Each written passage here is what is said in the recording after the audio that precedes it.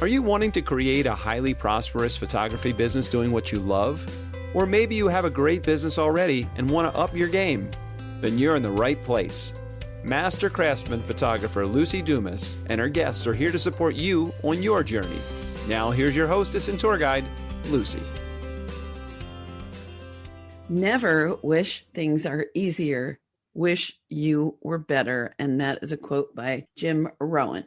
And I can't wait to talk to today's guest, Hart Tan. Before I do that, I want to wish you all a happy new year, happy whatever you're celebrating right now. Maybe you're listening in July. So there must be something that we want to celebrate.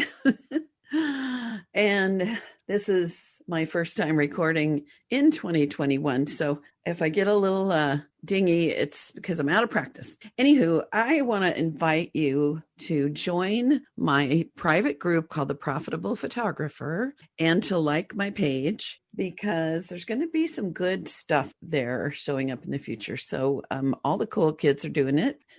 And also to invite your friends to log in and start listening to The Profitable Photographer. That being said, let me introduce Hart Tan. He is an award-winning photographer, entrepreneur, and owner of an award-winning photography studio. He's a master photographer with AMPA and LBIPP UK. He started from zero when he moved 12 years ago to Singapore. And he built one of the largest studios in Singapore. One of the reasons I invited him to be on my show is that we are in some Facebook groups and he's always sharing some brilliant tips and information about his 7-figure studio. And I thought, I need to know more about how he's doing that. And I think you need to know that too. So welcome, Hart. Thank you so much for being on the show. You're most welcome. And thank you for having me. Thank you. So tell me a little, just briefly, about your background. Where did you grow up, and why did you move to Singapore? Yeah, I was born and grew up in a little island called Bintan. It's kind of like a holiday island for Singaporean. So it's about 2 hours ferry ride from Singapore. So although it is an island in Indonesia, I actually get my influence more from Singapore than anywhere else. And I moved to Australia for my further study. And that's where I met my wife Singaporean. And when the times comes when my mom's is not really feeling very, very well, we decided that, it's time to come home. So Singapore is the closest city that I can sort of be closer to my mom, basically.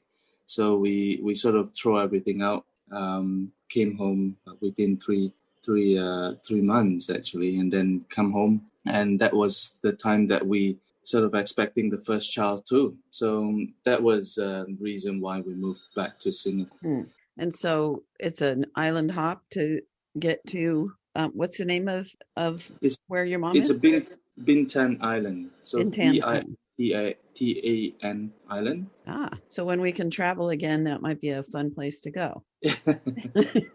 Yeah, maybe I'll do that. I can't wait to get on the other side of the equator. Wait, is that it? No, the other the other half of the world, the other side of the world. I'm saving up my frequent flyer miles so I can go to New Zealand, and maybe I'll stop into Singapore and say hi. Yeah. You're not too far, right? It's about 10 hours from New Zealand. By flight. Yes. Yeah. Okay.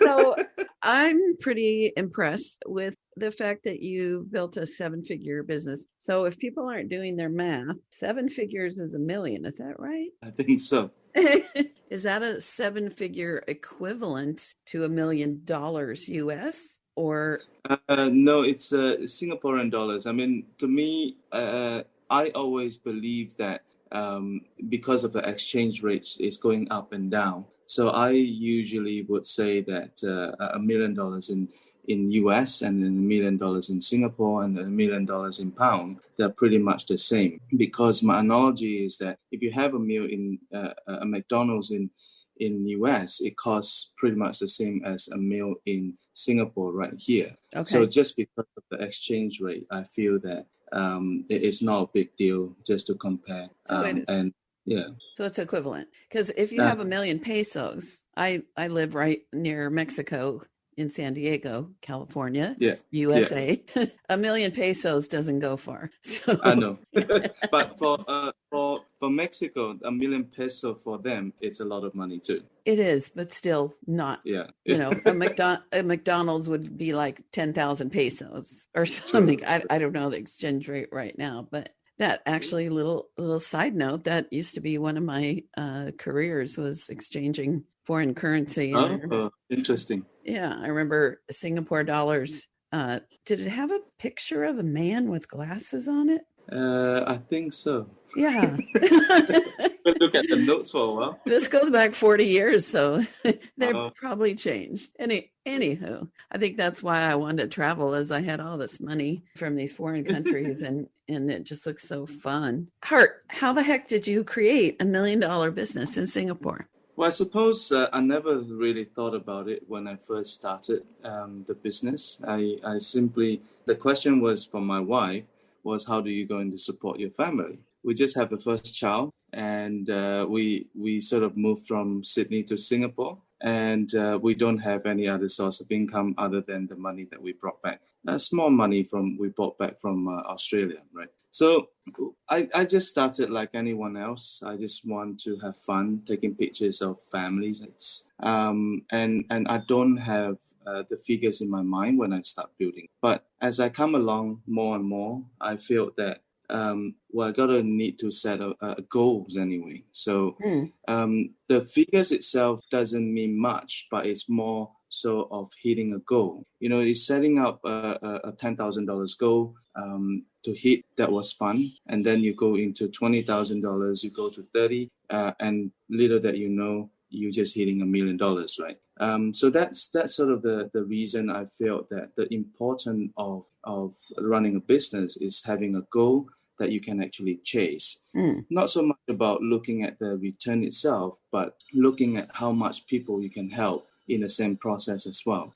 So the more you can actually help people to achieve what they want, the more you can get the benefit back as a resultant of it. How do you think what you do helps people? Well, majority of the family, people in the world, they want something intangible. That is something called happiness, right? So happiness come in multiple forms, and one of the forms is the love from their own family. So having a family portrait, and over the last 12, 13 years, I can see that every time you take a good pictures of the families, they basically give you that biggest grin in their face. And that's sort of the things that we keep coming back, hearing more and more from the customers, how much we have helped them finding that little piece of happiness to show that the family is like a perfect family, I suppose. So that's sort of the reason why I thought that is,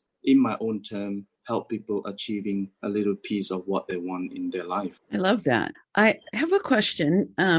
So what I've heard is that in Asia, because Singapore is in Asia, correct? That's correct. Am I right in my geography? That in Asia, wall portraits are actually a very popular item from a portrait session. Is that true? Is that a myth? Maybe even more popular than in the US? I believe it depends on who you talk to, I guess. 90% of the photographers that I talk to, they're having difficulty selling wall portraits. Majority of the clients would still prefer to have the digital files that they can keep and they can do whatever they want. If you think about it, Singapore it's a very small country, right? So everyone is living in a very small apartments rather than a big house. So and we're talking about big houses are only about 3% of the total housing in Singapore. So it's not huge, and we have to think that majority of people maybe have one or two walls that they can actually put up their wall portrait. So in terms of if the people want it, I don't think it's a huge number. But if you actually find enough people that they care about their family and they want to sort of show their families that they care about them, they usually like to put one or two up just to show their families the unity and the connections between their family, basically. Got it. Have you seen the movie Parasite that was from Yeah. South Korea? Did you notice that there was a wall portrait of the family very Yeah. prominently displayed? Yeah. Yeah, that made me happy. So what do you sell mostly? Like tell me a little about, maybe that your business is just very similar to here in the US or Canada or other places. Yeah, I don't think my business is any different than any studios in the world. Majority of my clients would like something like a canvas on their wall. Mm-hmm.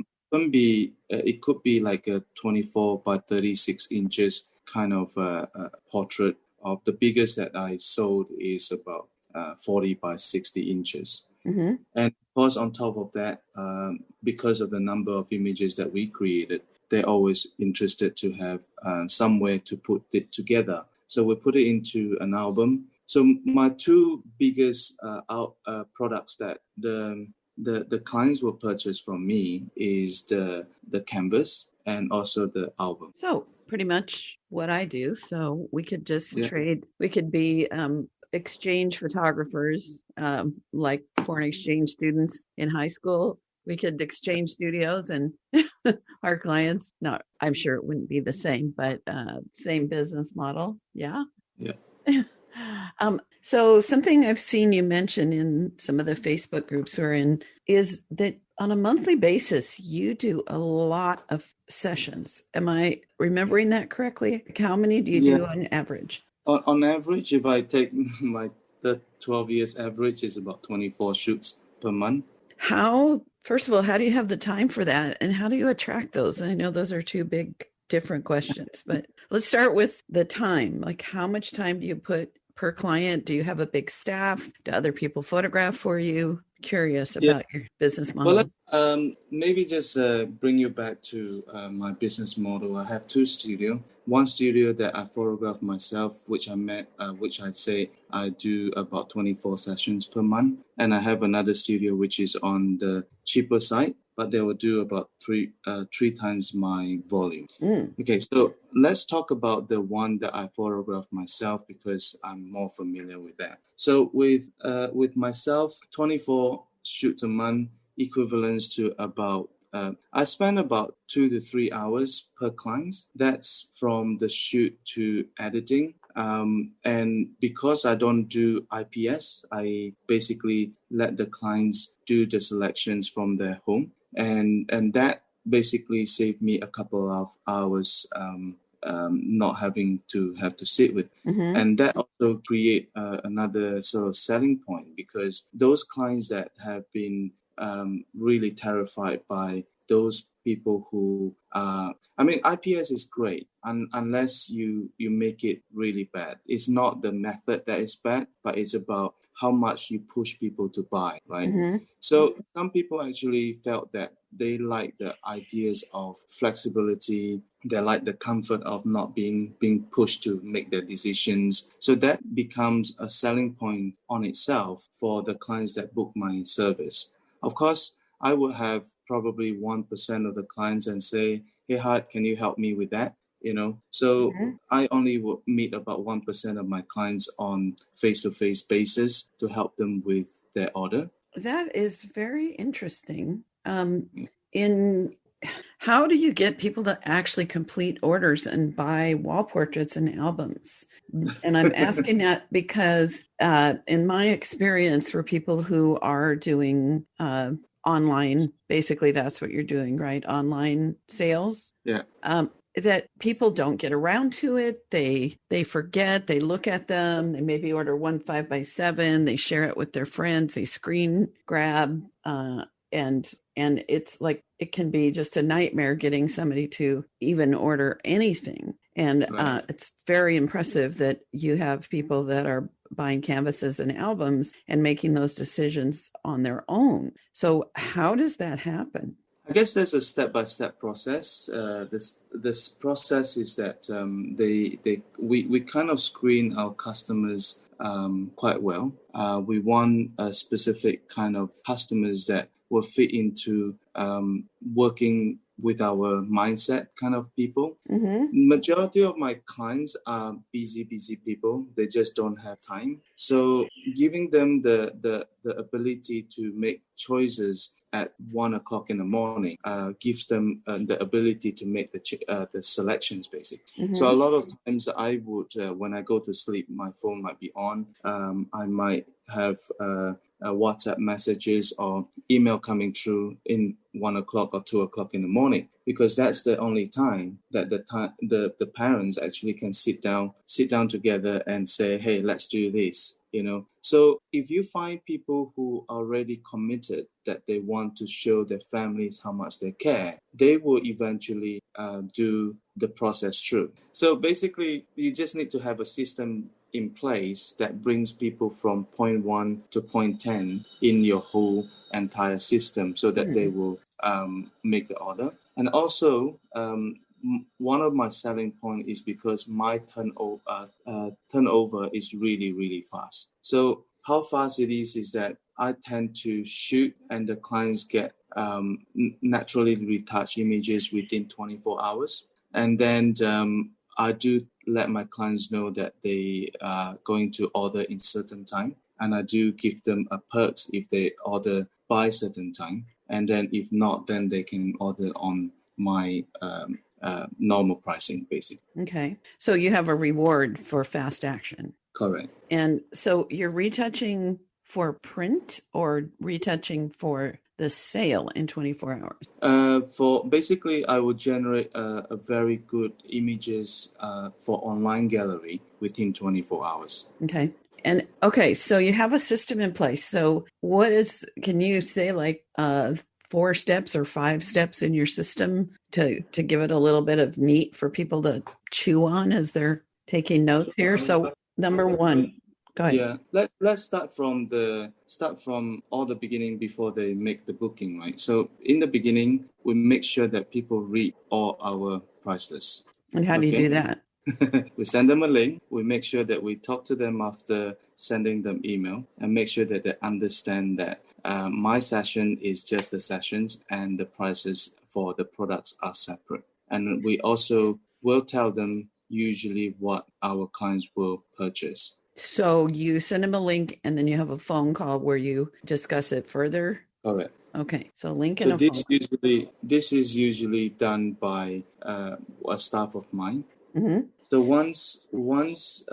once they are agreeable to the prices and how we work, we will send them a booking email. So in the booking email, we will give them 2 things to do.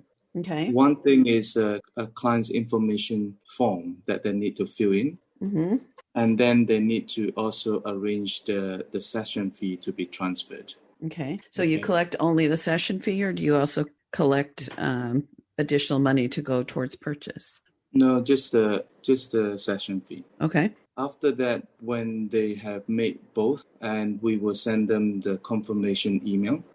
In there, we basically bring them to how they prepare, what to prepare, and things like that. Okay. And further along with that, I would then message them through WhatsApp and say, hey, your session will be in a couple of days' time. Is there any questions that you would like me to answer, or do you have any questions that you want me to go over with you? Is there anything that... So my phone consult actually comes in much later in the progress rather than earlier on in the progress. Okay. Yeah. And so usually the text is simple. I just usually ask them, is there anything specific that they want me to do? Okay. So people get the price list and then they have a phone call with your assistant or your associate. Yeah. And then they are booking by email, and you get the session fee, and it's got their information form and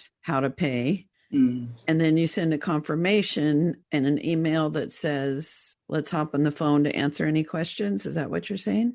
Yeah, I never promised them that though, but I would do that as an extra step. So not every time. Not every time. Okay. But I will do it. Yeah. So you don't always have a consultation. No, I don't. Okay. And then, okay. So what's next in your system? So basically, when they arrive, we did the shoot, and in 24 hours, they'll see the naturally retouched images up online, and that's basically the end of their sessions. I'm sorry, what do you mean by the end? Well, basically, they came for a shoot, right? The shoot usually about an hour or so. Uh-huh. And then within 24 hours, they tend to get a link, like an email from me, saying that online gallery is ready for them to view. Okay. So in the email itself, there's a offer that I made. There's the timeline that I want them to keep, and then I'll follow up with them via a WhatsApp messages again. Okay. So you give clear instructions in the email, like you're. Correct. See, I don't know because here the assumption is people don't read their stuff. They skim. And so all those nice emails with all those instructions, so much can just slip through the cracks. And and I don't know if that might be cultural, or it might just be that the way that you establish yourself as the authority and that they feel lucky that they've gotten the opportunity to have you photograph them, that people are more apt to pay attention to the details of what you say. You know, I think there's no answer as to why. I don't think there's a real answer, but I think that the key is put it there, but you also need to message them and say, hey, all the instructions is on the email. Please read through them. But if you don't understand, if you need my help, please text me. Got it. So you're just like what I might do verbally by emphasizing things and showing them things and giving them instructions. You're in your system, you're being very proactive to remind them to check the email, what's going to be in the email. You can call me with questions. So they're really getting a lot from you before that. It's not just, here's my prices, book it, you do the shoot, and then you send off and hope for the best. No, you can't do that. I didn't think so. Yeah, because so you're still holding. If you start doing that, you basically give the customers have the ideas that you don't care. Because if you don't care, why should they care? Right. So you're giving them lots of attention. It's just not in-person attention, but it's emails and phone calls and messaging through the WhatsApp app, things like that. Okay. Yeah. So then they've got the instructions on how to order and when to order and the bonuses, and they've already had their pricing. So what's next in your system? So what's next is that I generally will follow up with them a couple of days before the special pricing packages expired. Okay, you personally? Yeah, it's a quick preset cut and paste kind of messages, right? So you're not calling them, you're following them by email. Just send them by WhatsApp messages. The reason why we use messages rather than calling people is that people are either working or they're doing something. Yeah. So in Singapore, I find it works a lot better by just texting people. Mm-hmm. Because you never know. So like they're working, but they can look on their phone and see an email and do a quick response. Whereas a phone call, you'd have to catch them at a time they're available, and they'd have to answer the phone and would be more difficult. Yeah. Yeah. I think the emphasis here is my clients are generally very busy. Right. So they're busy with kids, they're busy with their work, they're busy with their lives. So they prefer to have something written somewhere that they can refer back. So that's how it's essentially understanding what your customers really respond to as well. So how do you craft?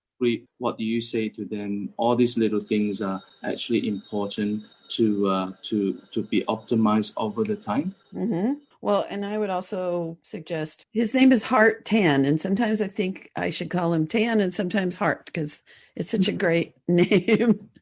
So my apologies for questioning myself. Now, where was I? So I would also say that this is how you want to run your business, because Correct. I'm guessing if I move to Singapore, because I want to have the phone calls, I want to meet in person, I want to sit with them and have them cry and laugh and have that personal touch, I would think that's how the clients in Singapore want to do business, because Exactly. that's what I want to do. And you're guessing you prefer doing your communication with mostly emails and messages, Yeah, the occasional because quick phone call. yeah, I think every way of how we choose to run business, we meant to have the customers that just in tune with that. Mm-hmm. So people who are the same sort of thinking will eventually work with you. But Mm-hmm. people who don't like the way that I do things, obviously, I'm not going to respond well to what we do. So you are definitely right there. It is not more of my way of running a business rather than selecting clients based on that. Right. And one of the most powerful quotes I've ever heard, and I don't know who said it, but once I I don't know if I was having problems with a boyfriend or a client. Could have been either one back in the day, but I saw the quote that says, "We teach people how to treat us." So whatever results we're getting in life, it's because we have set up the rules and we are responsible for how we proceed. So because, I'm just putting this out there as a maybe, because this is how you like to do business, you train the people who want to work with you to do it the way that is the most fun and successful for you. And That's right. I do the same, because I think people are people. And when I don't think there's a kind of person, like my clients are busy as well. Yeah. I have a system myself where I turn them into in-person clients where I have relationships with them on a kind of a mentor friend basis. Yeah. And what I love is that you figured out how to I'm assuming with your overall sales figures, that you're having 4 and 5 figure sales, in the thousands and the 10,000s. And you figured out a way to make that happen in volume in a way that you enjoy that. Yeah, exactly. The reason why I used to do that, Lucy, it's because I have 3 young kids and I like to travel. So literally the way that I do it, it allows me to be anywhere in the world as long as I have access to my phone in Wi-Fi. I can still run a business. I love it. And so what I want the listeners to be thinking about is, however you want to run your business, you need to figure out how to make it work, because I'm sure and we're on some similar Facebook groups where people are crying about the fact that this or that isn't working for them, right? Mm-hmm. And so for some people, doing things your way, like on the surface, it wouldn't work for them because they don't have your system. That's right. And other people, the way I do in-person sales wouldn't work for them. Or like an example is I get a lot of business from charity events. Now, tough year, 2020 and into 2021 is a tough year to be doing that. But so many people have said, I tried it, it didn't work. Or Facebook ads, I tried it, it didn't work. But if you go and analyze the details, there were missing pieces. That's right. Made it not work. Sometimes these missing pieces are the important pieces. Yes. So what do you think are the important pieces that have led you to your success? Well, I guess the missing pieces is not as important as the pattern on how you sort of solve the problems in your mind. So you always be very curious about why something works and why something doesn't work. So I'm always curious about that. So I always change my system a little bit here and there, just to see, if I do this, do I get this? If I do this, do I get that? And then I would it for maybe about 2 to 3 months. And if it works, then I'll keep it. If it doesn't work, I'll revert back to the old one. So testing. Yeah, it's always testing and measuring. It's never be hidden, sort of lucky or unlucky, basically. One of my other guests talked about testing and measuring. I think it was Bernie Griffith. Do you know Bernie? Yeah, he visited me in Singapore before. Did he talk about testing and measuring? Well, we didn't specifically talk about business when he visited. Yeah. I think he and Wendy was in town, and then he wanted to come along, having a look in my studio, have a chat. And I thought, well, let's meet another fellow photographers, coaches, That's awesome. So, I love how here we are, a world apart, basically. And yet the principles of success in this business ring true. Where you are, where I am, Bernie Griffith is down under. And because one of the things I hear a lot of people say is, well, this won't work in my area. How would you answer that? I would say, how do you like to make it work, actually? Oh, so what do you mean by that? I guess over the years of running business, I come to realizations that, yes, there's a lot of models out there. You can apply someone's models and make it successful. But I think it's more important to find a success that actually means something to you. Like, I'm a person that I don't like to talk over the phone. I just don't like to pick up the phone and call people. So how do I go around it and still create something that can be successful without talking to people over the phone? Yeah, I mean, I have. If I have to, I will do it. But the thing is that personally, I prefer to have the time to think about it, and then I can craft out a better response. So I personally prefer doing emails and texting. So that's and I can do it in the space of time that I have spare moment. So what I love about what you just said, Tan, and I don't think I've ever talked about this so clearly with anyone before, is that what I'm hearing is that your success is because you take personal responsibility for it. You use your creative thinking skills. You problem solve to make it work. Yes. You're like, when I was doing weddings, I had the same assistant for about half of them. And after every wedding on the way home, and when we kind of sat around kind of relaxing before she went home, we would talk about how things went and what we could do better. I discovered at one point that the thing that made brides consistently late was the hair and makeup people. So I started telling them to tell the hair and makeup people they needed to be ready 2 hours before they thought they did, and then they would be on time. So I love that you're saying, use your own brain, use your own creative thinking. Is there anything else on that I No, I think it's very, I think you said it very well, because as the society progresses with the modern technologies and things like that, one of the biggest things that we forgot to use is our own brain, actually. So. Yeah. And I'm thinking, what you have me thinking about is, as a coach, now after, I've been in business for almost 4 decades. As a coach, sometimes I think I have to figure everything out for people and give them all the answers, especially now I can give them answers for how to sell the heck out of their work and how to help people buy 3 to 8 wall portraits and a book and spend a lot on it.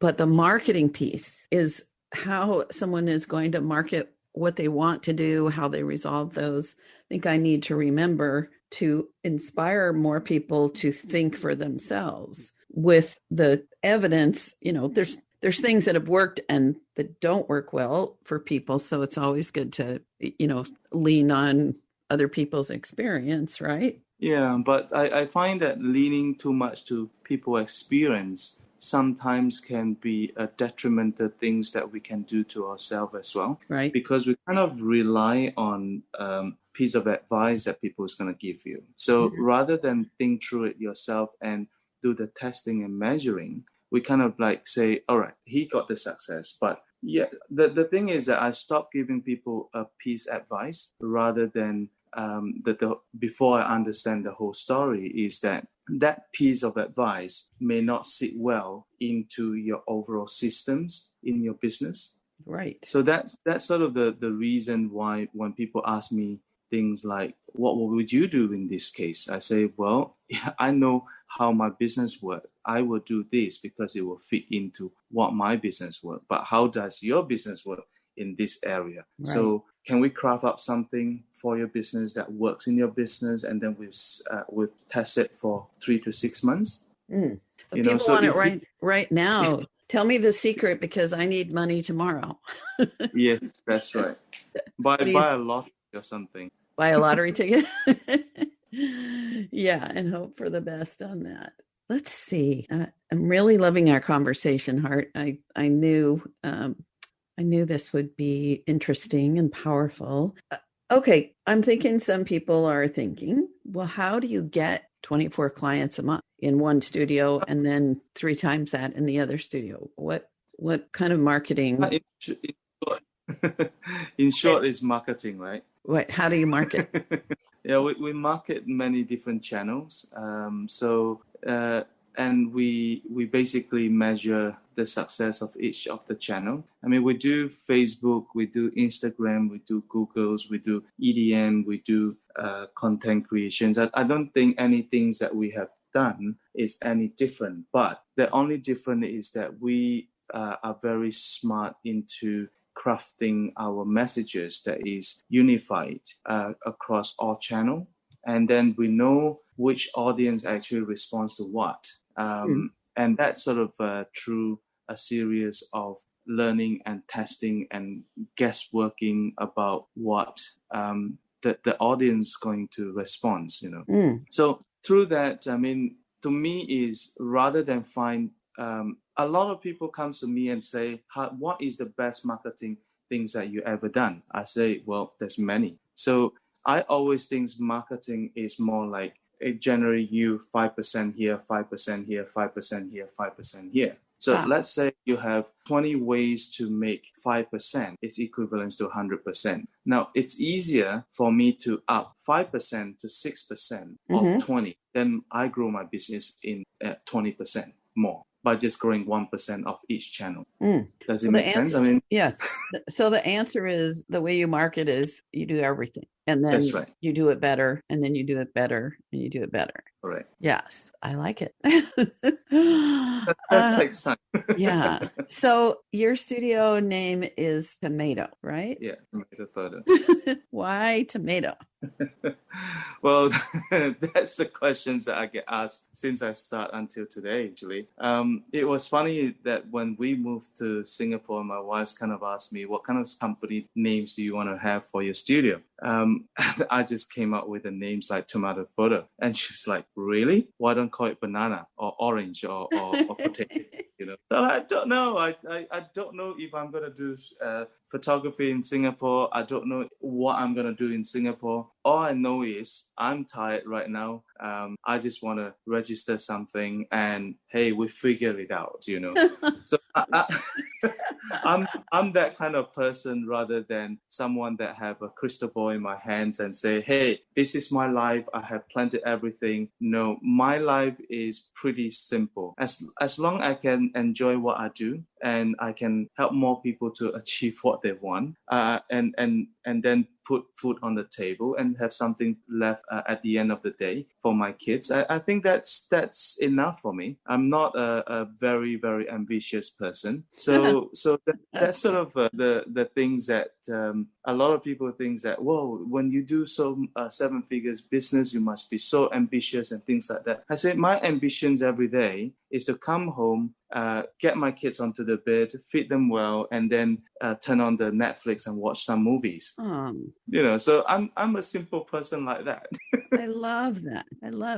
I decided not to pursue the like getting more famous, speaking nationally and traveling around the world teaching, because same thing, I did not want that lifestyle. I wanted to be able to be at home and be with people I love and have a simpler life. I do like to travel like you. Yeah. But part of why I'm kind of a light in a part of why I'm kind of a light under a bushel, if you've heard that expression, is because I didn't get on PPA speaking platforms and such. But now that I'm coaching and now that I'm podcasting, I need to keep growing that influence, that people's awareness, so I can help them more. And what I'm guessing is that you market in a way that makes you noticeable so that you can keep serving people and having the life you want. That's right. Yeah. So it's a balance that you try to find. I mean, I find it's easier that I don't have to please anybody. But,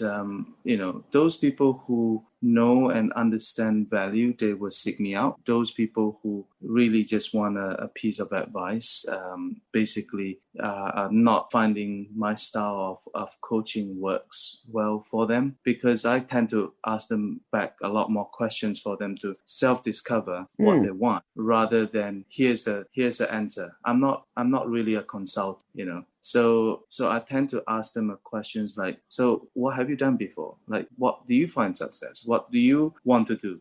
So tell me more, so that I can sort of guide you through the process, So kind of in the, I don't know if you'd say life coach, but you help people tap into what you're talking about, their own inner wisdom. Yes, and then but there's a business sequences that we do that makes business work as well. I mean, there's certain things that you need to do first, second, third, and fourth in order for the business to make sense a little bit more. Because it's like building a house is like building a business is like building a house kind of thing, right? Mm-hmm. So you got to start with the foundations. The foundation usually takes a lot of time to build. And then once you are done with the foundation, then you start building on level 1, level 2, to level how many that you want to build. So a lot of times photographers come in, they sort of make some money and they say, hey, I need a team. But I say, well, how strong is your foundations?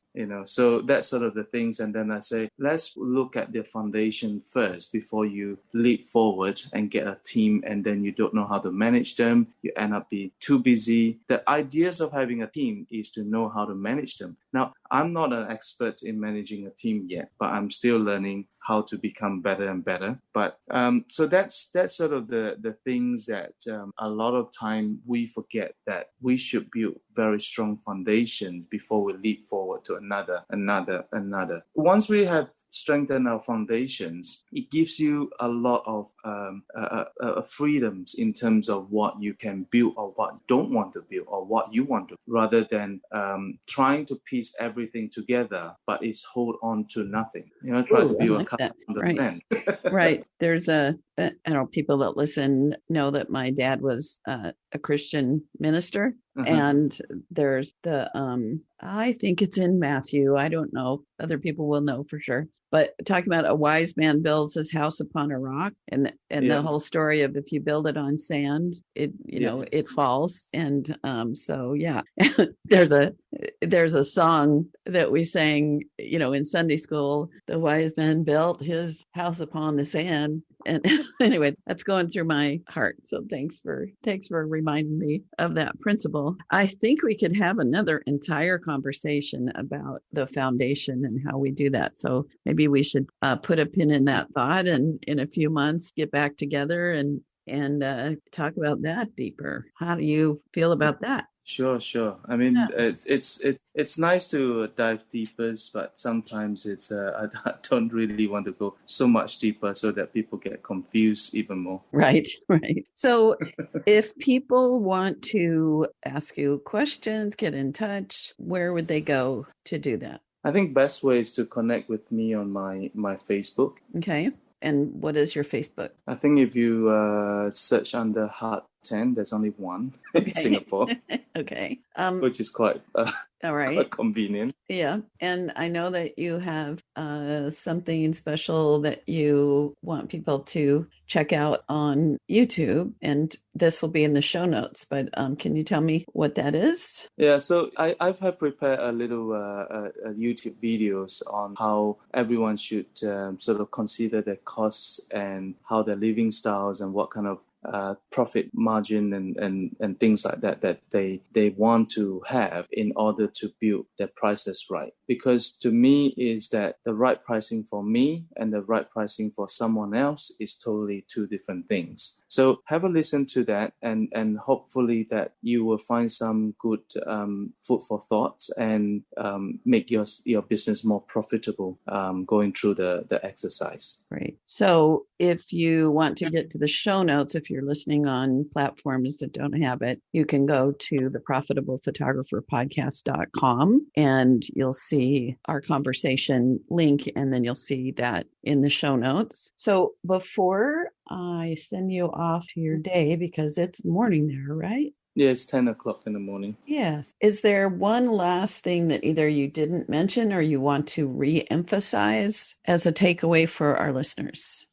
Maybe one thing that I want to emphasize is that one is Rome wasn't built in a day. So as your business is not going to be fixed in a day. So be patient, build the fundamental, and be truthful about your life, and just have fun with it. Works for me. I've used that expression more than once in my coaching when people are like, well, I did this one thing and I need to do that too. And where do I start? And it's like step at a time. Rome wasn't built in a day. It also didn't fall apart in a day, but but there are those ruins, and we don't want that. We want all of our businesses to thrive forever, right? Think long term, not the short one. Right. Well, this has been so delightful, and I'm really glad that I asked you to be on the show. I've always wondered who you are and what you're up to when I see you posting some good things in some of the groups that we both like to make comments in. So thank you so much, Hart, for being on my show. It's been a delight. You're most welcome. Thank you for having me. Well, you are welcome in return. Well, I totally enjoyed that, and I'm going to do my little wrap up. Before I do, I want to remind you that joining the Profitable Photographer group and liking the Profitable Photographer with Lucy Dumas page is a way that we can stay connected, stay in touch. You can ask me questions. And I always tell you that I'm happy to get an email or a request for a phone call if you want to chat further and get support from me, because that's why I'm here. I mean, besides I'm here to enjoy life and all those good things, is I do have that passion to serve you in any way that you need. Well, not any way, but anyway. Okay. Gosh, I've got so many notes. Okay. I asked him how he started, and he said his wife asked him, how are you going to support your family? And so he started his career. He set goals. And then when he reached those, he set more and more and more. And I totally relate to that.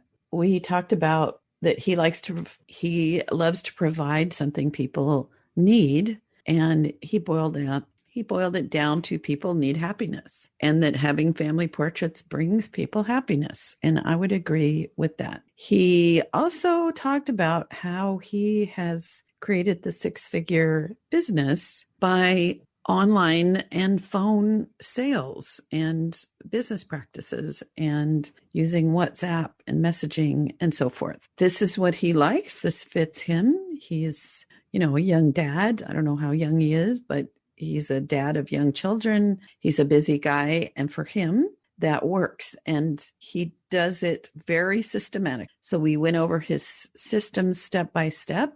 And at each step, he's kind of spoon feeding people the path. And one of the things I really appreciated is that he has in his online ordering process, they know that if they order by a certain time, they get some special bonuses. And he doesn't just put it out there and cross his fingers. He reminds people, he trains people. and how to be successful in his business. And so he gets those sales. And what I really loved is basically he shared that the path to any success is to think about what works and what doesn't, try things, test it, measure it, take personal responsibility, be creative in our thinking, be a problem solver. That there's not one answer and someone's going to spoon feed it to you, that you take responsibility for your success. And in doing that, you can create the life you want by thinking about how to problem solve and not have to do the things you don't want. And I love that he said he has very little ambition other than to have a good life, enjoy his family, enjoy his life, travel. So that was a very refreshing conversation for me. And I hope you got a lot out of it. If you did, please let me know, post it in the group or send me an email, get in touch with Tan.